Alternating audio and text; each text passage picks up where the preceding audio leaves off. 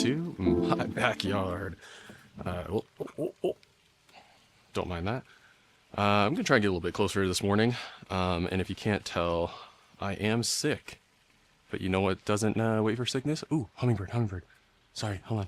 Where'd you go, dude? Where'd you go? He's like cleaning himself. This is amazing. I can't find him. Oh my gosh. I might need to stand up here. So what I was saying is I'm sick, but you know what doesn't sleep? Birding. Okay, maybe they do. They do sleep at night. The lighting is nice and diffused this morning. A beautiful day out here. Currently no rain. It's been raining the past couple days here in Southern California, which is a rarity. I don't know if you saw the bird fly over my head.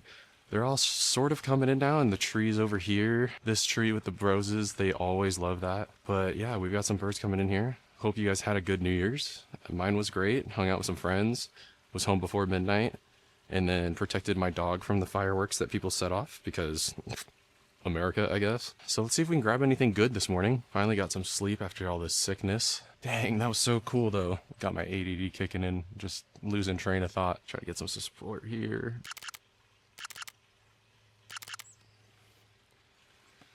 So one thing that I've been learning through taking photos with birds and watching a lot of YouTube videos of people that I look at, I follow, I respect because they are very good photographers, is because I'm using such a long telephoto lens, this 150 to 600, when you expand and you put this all the way out to its furthest point, as you can tell, this is PG-13. When you do that, you tend to start getting a lot of very aggressive movements when you're moving your camera. Even the slightest little adjustment, it is multiplied because of that extended barrel length.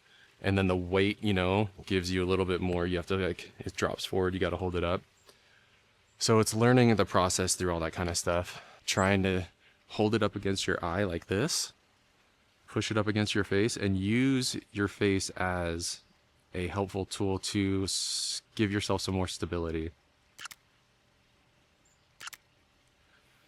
And that's why cranking the shutter speed up is very important when it comes to wildlife, bird, fast-moving objects, cars, to freeze it in that specific time. If you start going a little bit lower, you probably will end up with blurry photos and wondering why. I know I do. Part of it is those settings that you have, right? High ISO will give you a lot of noise.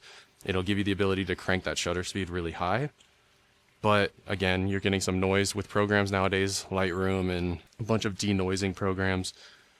You can get very good results with that. It does sometimes look like you've used a program. I think it's really good for a beginner like me getting into something like this, just to be able to get the shot and learn from that as you start to develop the skills and the knowledge of lighting, which I need to get a lot better at.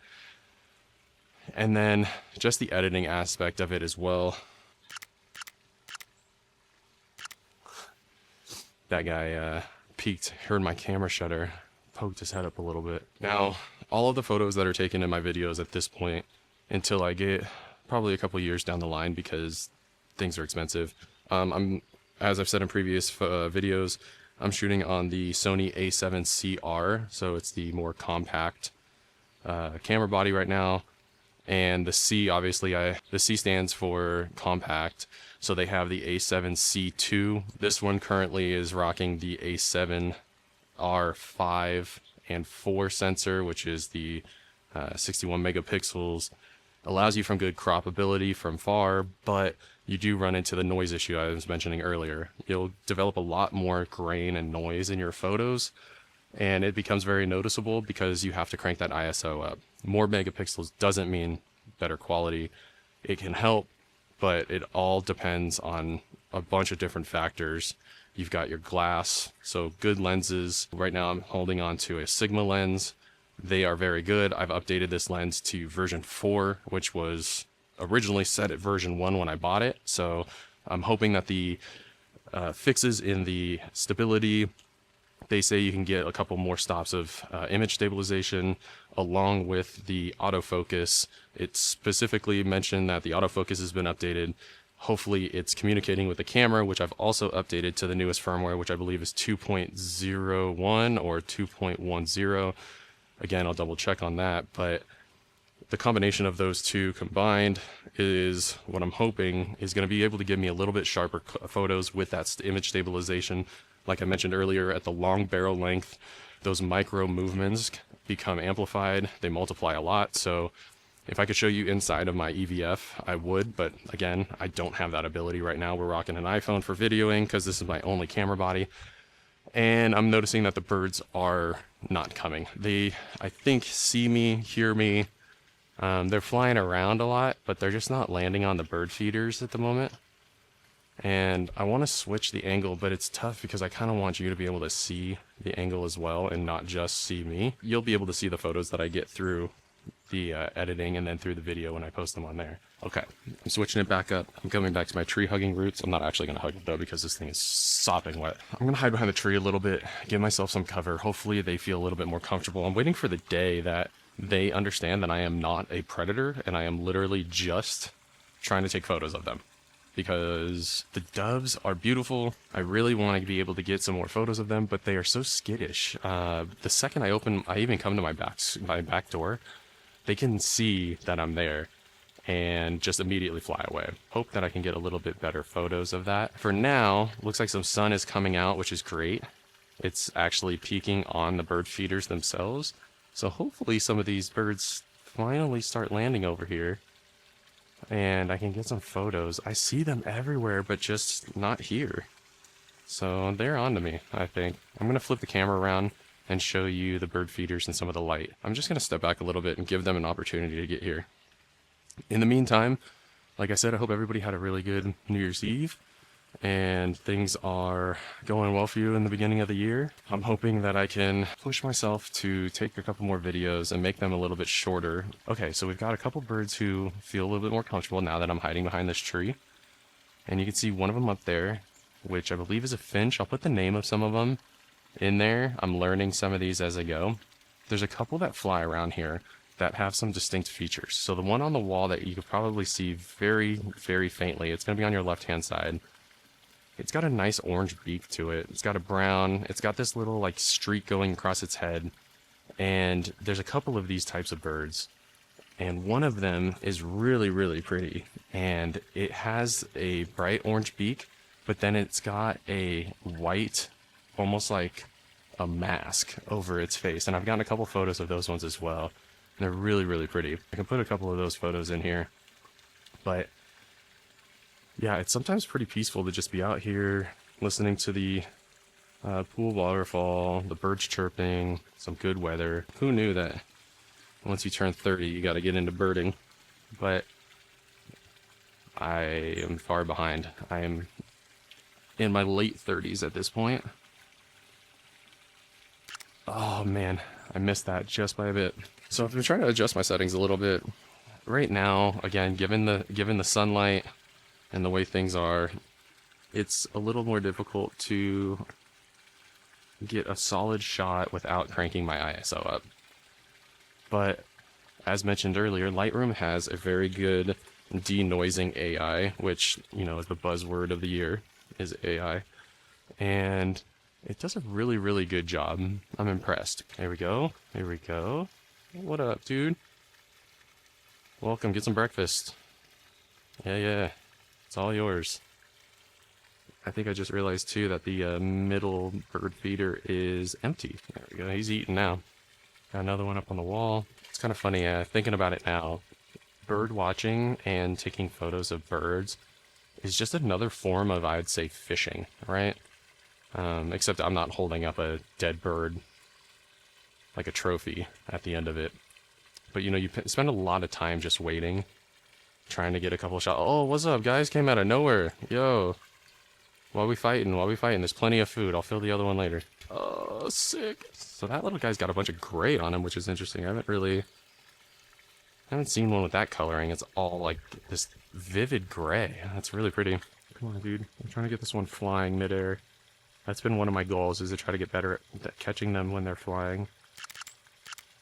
Oh, dude, no, I missed focus. There's definitely a learning curve to this for sure. All right, so like I was saying, it's a lot of just waiting around. But that's okay. These guys are so cool looking. Doves were out here this morning. They were sitting on the wall. Those are the ones that I want to get a lot more photos of. Don't mind me, birds just looking away. Don't mind me. We'll say sometimes it's a lot of hit or miss, right? I mean, I could stand here for an hour and get a ton of photos, but none of them will be good because of the lighting. And I only have so many kind of angles I can be at. You could be on this side, on the other side, kind of straight on, but otherwise I'm so far away. Ah, man, the sickness is just not it. I want us to be able to sit like where you guys are at right now. The only issue is it's soaking wet, and I need to get a towel. But I'm waiting for one of these days where I just put a bunch of, when the weather's like this, I don't know why I wait, I could just do it right now. Where the weather's like this and I can just sit out here, sit in a chair really close, have them be here, take photos, and hopefully get them more comfortable with the fact that, like, I'm not here to hurt them. They don't need to be that scared. You know, it reminds me of the pigeon lady on Home Depot. I'm sick. The pigeon lady on Home Alone, and how she's just one with the pigeons. And I know I could probably just like give food, put food in my hand or something, just make them more comfortable, but I also don't want them to get used to that. I'd rather them just be chilling here. So it's been cool. Yesterday I was shooting some photos. I didn't film any of it, and I'll put some of those photos in here. A lot of those photos were really, really cool and different because, again, we don't get a lot of rain out here. So the rain was actively falling while the birds were sitting on the bird feeder and on the holders. So I got a bunch of really cool photos of them with the rain kind of frozen in time as well. And it almost looks like that noise I was talking about, the graininess in the background. This was the raindrops, and I'm hoping that I got some of them in focus with the bird, because that would just be super cool to get that kind of photo.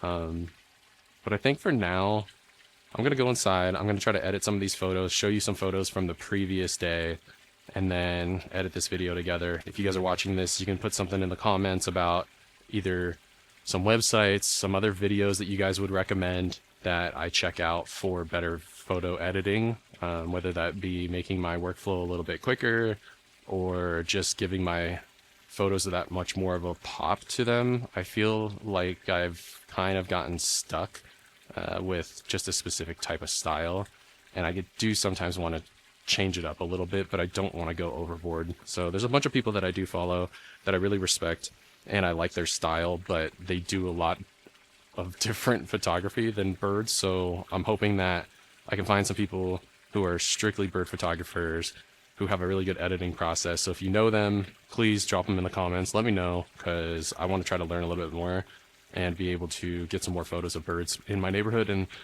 maybe when I'm just traveling, I can focus on that a little bit.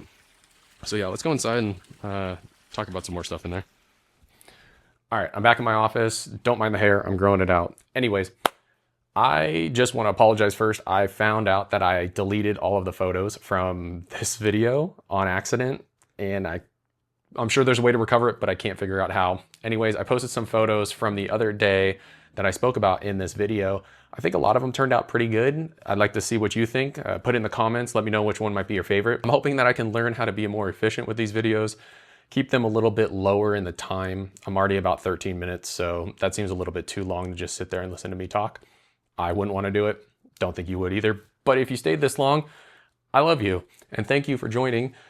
Hit the subscribe button, hit the like button, post a comment. I want to chat with you. Let me know what you want to see next. And once again, I appreciate you joining me today in some bird photography. Hoping to post some more photos and videos soon, so keep on keeping on, as Joe Dirt would say, and follow along if you like. That's another one with What's Next with TJ, and I don't know what's next yet. We'll see you then.